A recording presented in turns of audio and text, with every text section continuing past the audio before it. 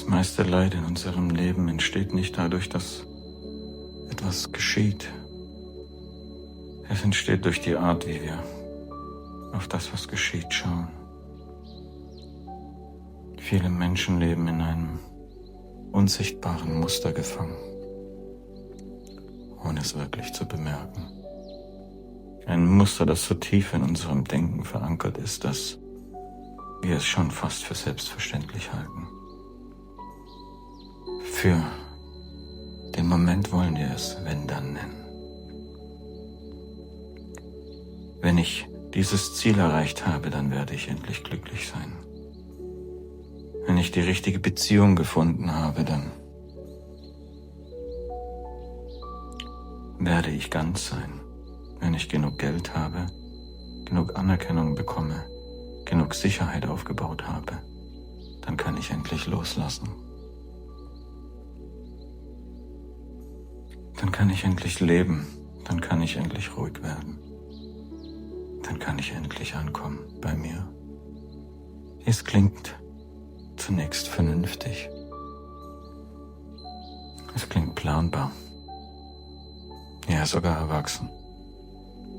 Doch liegt genau darin eine tiefe Form der Unfreiheit. Denn in dem Moment, in dem unsere inneren Zustände von äußeren Bedingungen abhängen, geben wir die Macht über unser eigenes Leben nach außen ab. Dann hängt unsere Freude nicht mehr in unserem Bewusstsein, sondern in den Umständen.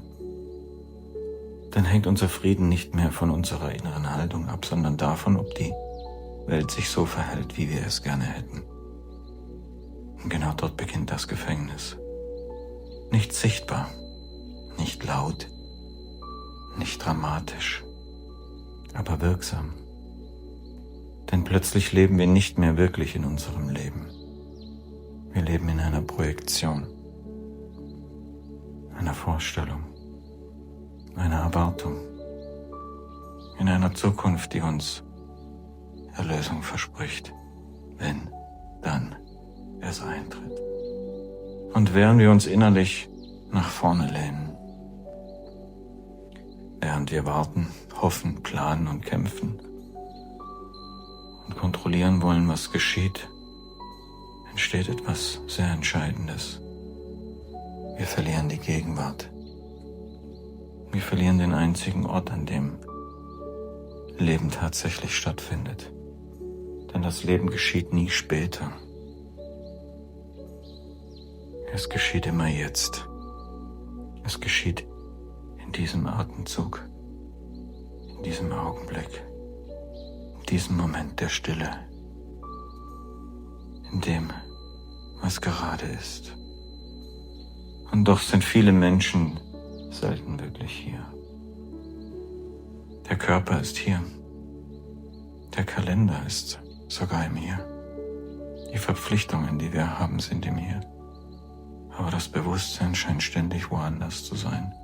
Beim nächsten Schritt, beim nächsten Ziel, beim nächsten Problem, beim nächsten Mangel, beim nächsten Zustand der Hoffnung, dass etwas anders, dass etwas Besseres sein wird. So entsteht ein Leben, das ständig auf eine gewisse Verschiebung gebaut ist. Ein Leben unter Vorbehalt. Ein Leben, das sagt, noch nicht jetzt, noch nicht vollständig. Du bist noch nicht genug, noch nicht sicher, noch nicht frei, noch nicht angekommen. Vielleicht kennst du dieses Gefühl, dieses leise innere Flüstern, das dich immer wieder antreibt, dich immer wieder aufhält. Dies kann kaum greifbar empfunden werden, weil nie klar ist, was fehlt, dass noch etwas passieren muss, bevor du wirklich dir erlauben kannst, entspannt zu sein, bevor du wirklich lieben kannst, bevor du wirklich du selbst sein kannst. Vielleicht hast du sogar schon vieles erreicht in deinem Leben. Vielleicht bist du sehr diszipliniert gewesen. Vielleicht hast du dich entwickelt, aufgebaut, verbessert, gelernt und so einiges geleistet. Vielleicht hast du Ziele erreicht, von denen du früher gedacht hast, sie würden dir endgültig das Gefühl geben, angekommen zu sein. Und doch war da nach kurzer Zeit wieder diese selbe Bewegung in dir selbst. Wieder ein nächstes Ziel, wieder das nächste Wenn, wieder das nächste Dann. Das ist kein persönliches Versagen. Das ist ein sehr altes menschliches Muster. Der Verstand glaubt, dass Erfüllung in der Zukunft liegt. Er glaubt, dass die Ganzheit hergestellt werden muss. Er glaubt, dass im Außen etwas gefunden werden kann, das die innere Unruhe endgültig beendet. Aber die Erfahrung zeigt etwas anderes. Denn alles im Außen ist ständig in Bewegung. Umstände verändern sich. Beziehungen verändern sich. Rollen verändern sich. Unser Körper verändert sich. Ja, auch unsere Gedanken verändern sich. Unsere Gefühle verändern sich. Erfolge kommen und gehen und Menschen kommen und gehen. Sie sterben und werden geboren.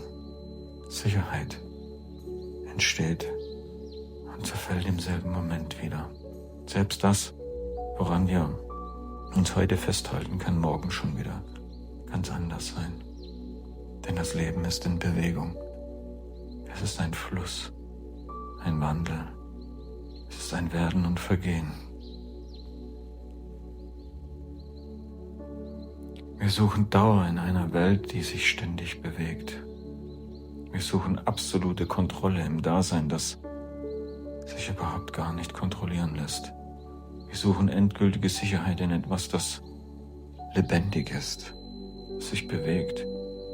Das Leben lässt sich nun mal nicht in starre Formen pressen.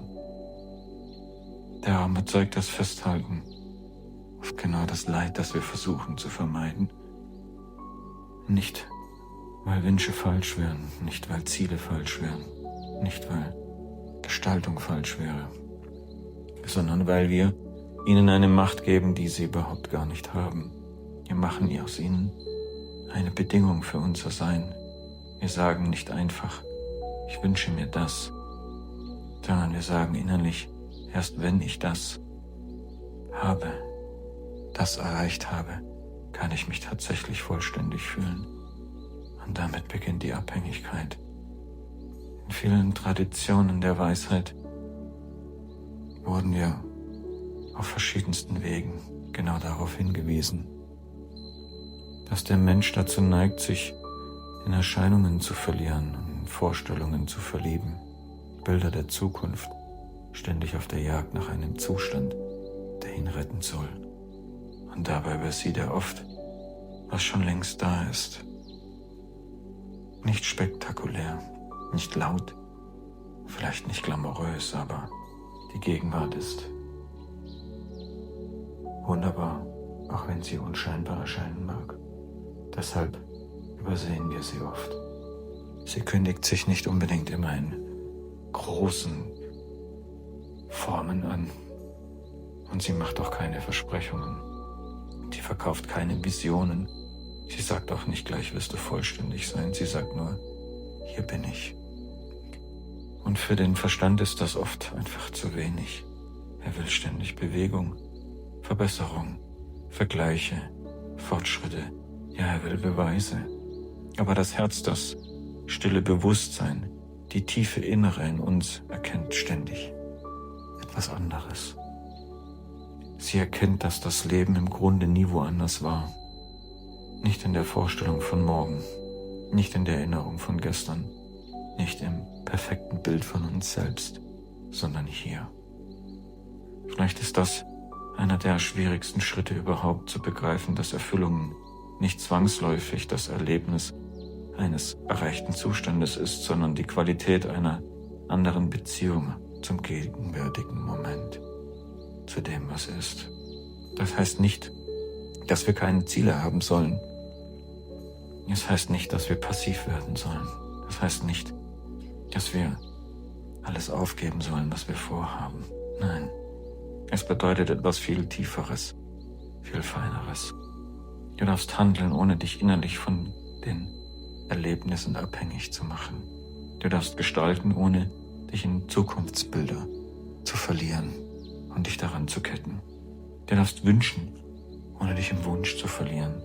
Du darfst wachsen, ohne dich permanent als ungenügend zu empfinden. Das ist der größte Unterschied. Denn dann entsteht Handlung nicht aus Mangel, sondern aus Bewusstsein. Nicht aus einem inneren Defizit, sondern einer Lebendigkeit. Nicht aus Selbstablehnung, sondern aus Selbstkontakt. Viele Menschen sind es gewohnt, sich selbst nur im Modus der Verbesserung zu begegnen. In der Unzufriedenheit. Sie betrachten sich wie ein Projekt, eine Aufgabe, wie etwas, das ständig optimiert und verbessert werden möchte, bevor es tatsächlich liebenswert ist.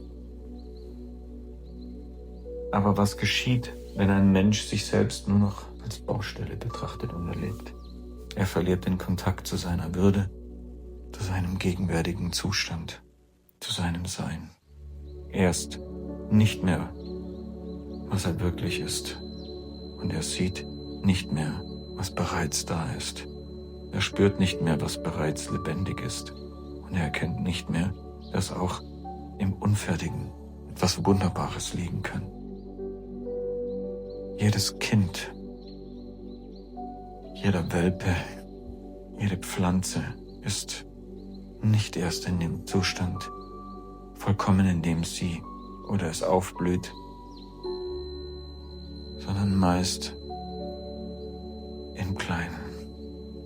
Und genau darin liegt die tiefe Einladung des Lebens, dich nicht erst am Ende der Entwicklung zu akzeptieren, sondern genau dort, wo du dich gerade befindest. Nicht erst, wenn du alle Widersprüche aufgelöst hast, sondern genau jetzt, denn du bist bereits vollkommen.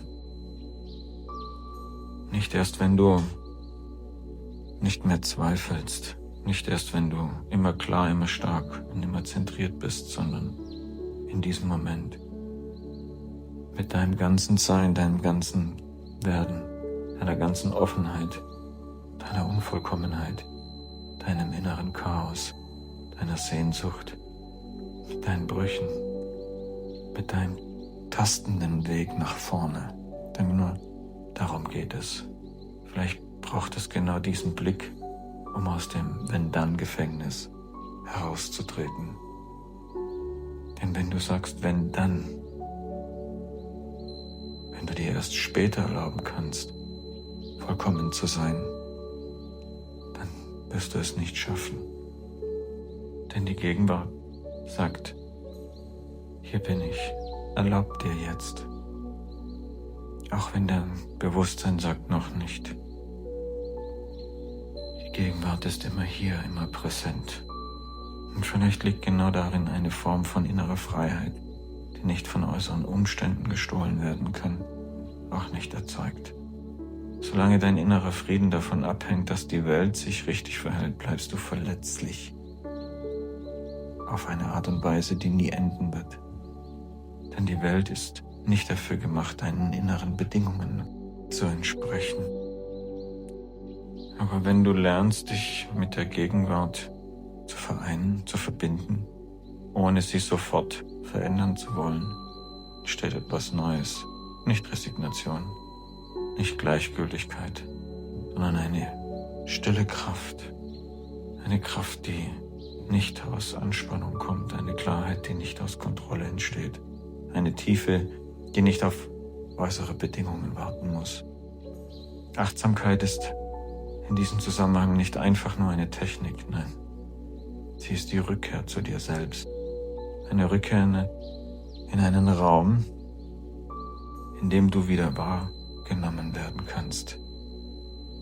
In dem du wieder siehst, was tatsächlich ist, bevor dein Verstand sofort sagt, was an Mangel gegeben ist.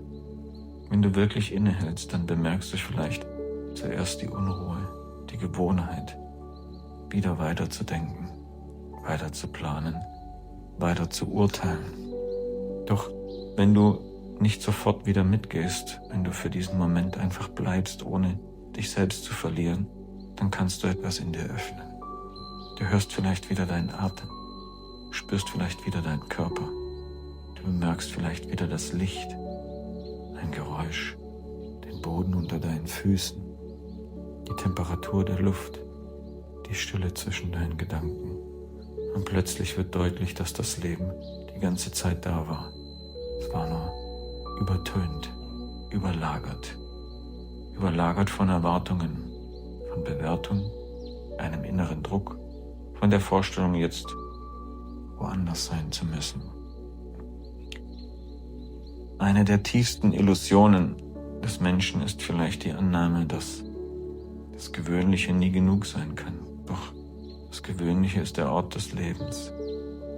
Die Tasse auf dem Tisch, das Morgenlicht an der Wand, der Wind hinter dem Vorhang, der Schritt auf dem Boden, das Ein- und Ausatmen, das einfache Dasein im Moment.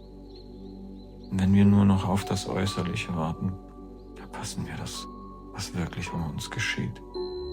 Und in einer gewissen Weise ist genau das der Teil, der wieder sagt, wenn dann. Er verspricht uns Größeres und beraubt uns des Unmittelbaren. Er sagt, später wirst du leben. Aber später ist nur ein Gedanke. Das Jetzt ist das Einzige, das tatsächlich mit uns in Berührung kommen kann. Vielleicht heißt Erwachsensein nicht, das Neues zu bekommen. Vielleicht heißt das wiederzuerkennen, was wirklich nie verloren war. Die innere Natur, eine stille Ebene, ein Sein, das nicht ständig neu erfunden werden muss. In vielen östlichen Sichtweisen gibt es Vorstellungen, dass die äußere Welt sich unaufhörlich wandelt, während eine tiefe Wahrheit nicht denselben Schwankungen unterliegt. Nicht im Sinne einer starren Identität, sondern im Sinne einer stillen Essenz. Etwas in uns nimmt wahr, dass Gedanken kommen und gehen, dass Gefühle auftauchen und wieder verschwinden, dass Rollen wechseln, dass Lebensphasen sich ablösen und verändern können.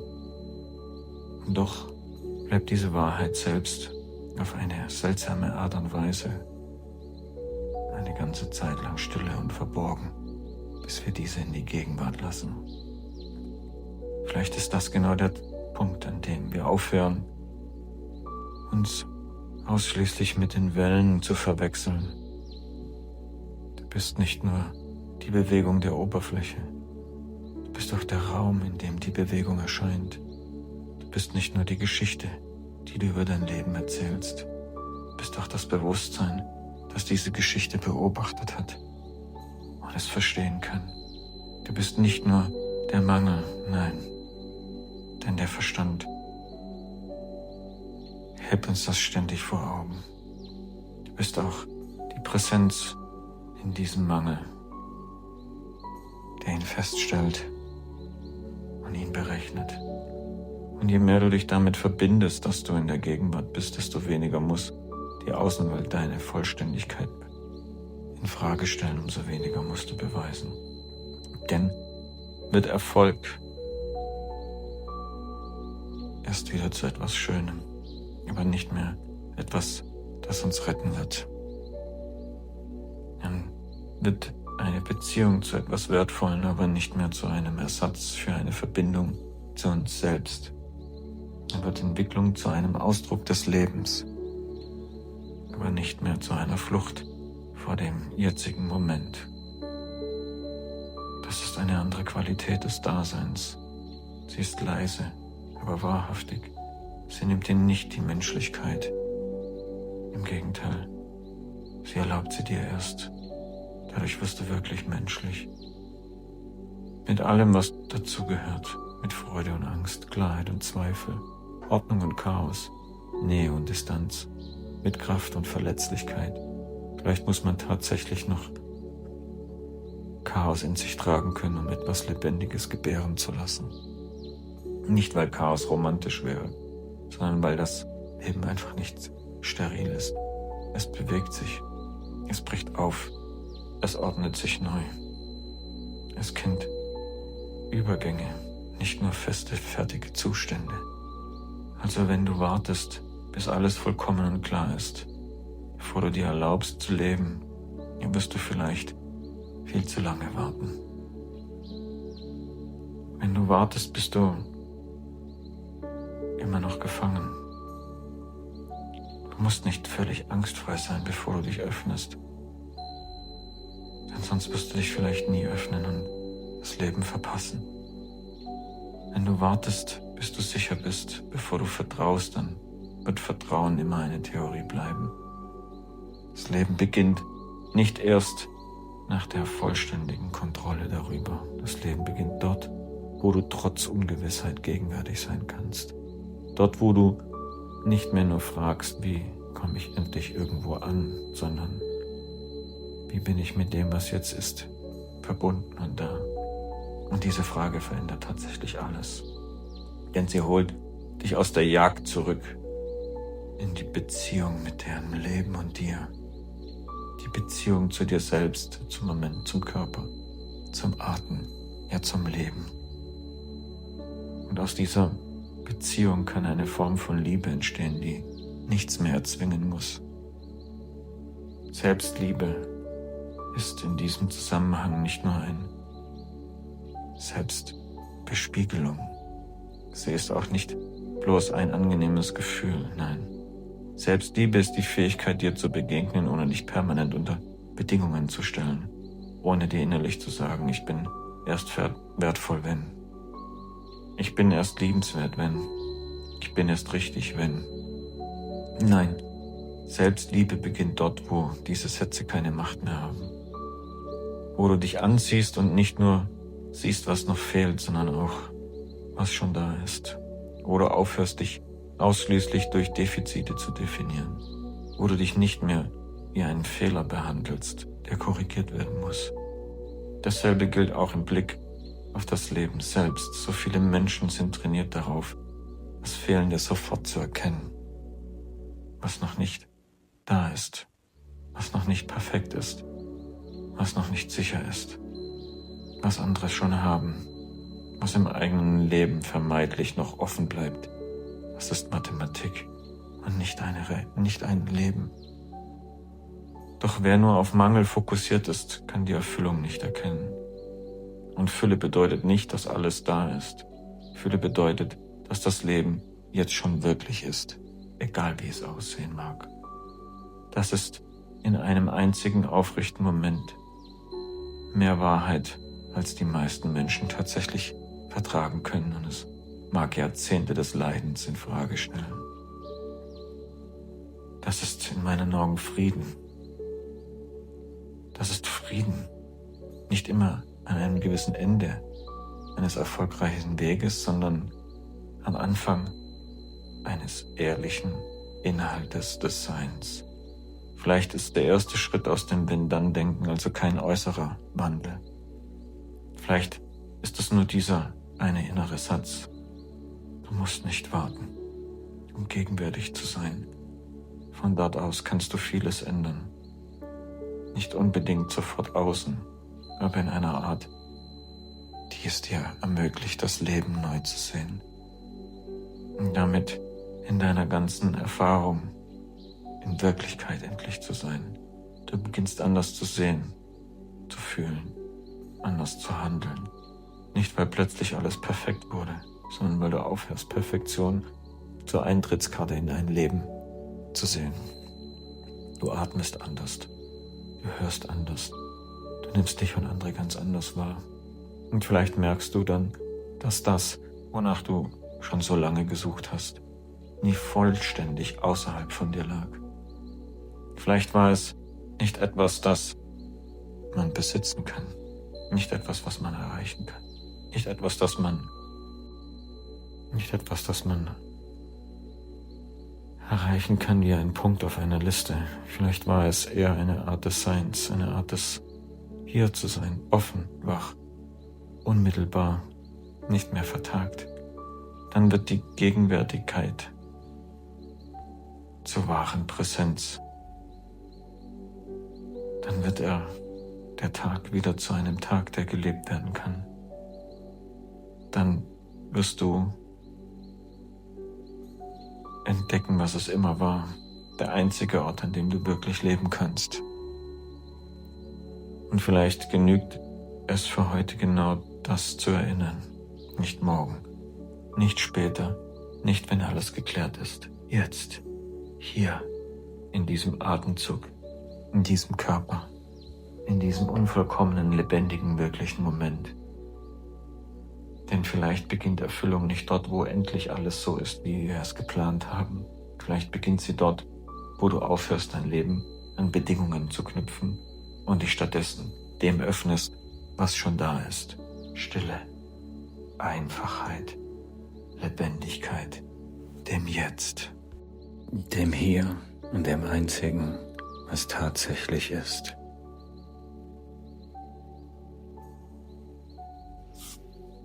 Willkommen in deinem Leben.